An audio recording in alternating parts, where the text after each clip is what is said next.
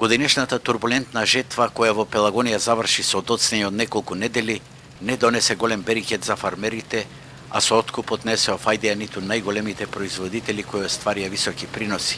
53-годишниот Митат Исмоиловски од Будаково е фармер кој обработува 400 хектари пелагониски ниви, а годинава половината му беа со пченица.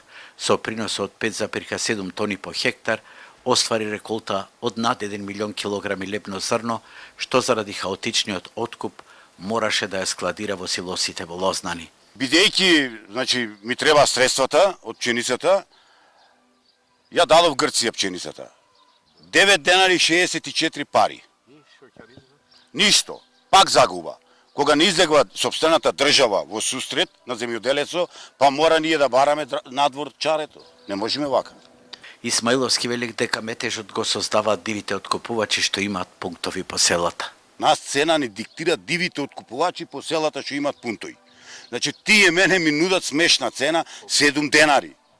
И велат, ајде 8 ќе ти дајме. Јас не сум од тие земјоделци, мене некој да ме уценува со 8 денари пченица. Јас одам со математика.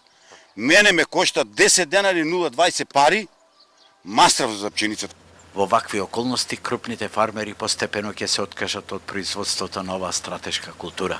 Ќе намалам, може и да не сеам. Не ми се исплаќа, само земам кредити и инвестирам во земјоделие, од другата страна само камати плаќам и тунам. Често пати во македонските бизнис политики, па и во аграрните се велеше голем промет, мала заработувачка, но ова лето можеби житото ќе заврши како добиточна храна. Од стрништата во пелагониското поле нема ниту трага, а останаа само лузните кај производителите на пченица. Неми како да ги фати она еврејска клетва, да имаш, па да немаш, но на македонски начин. Има пченица, но не се офајдија со пари.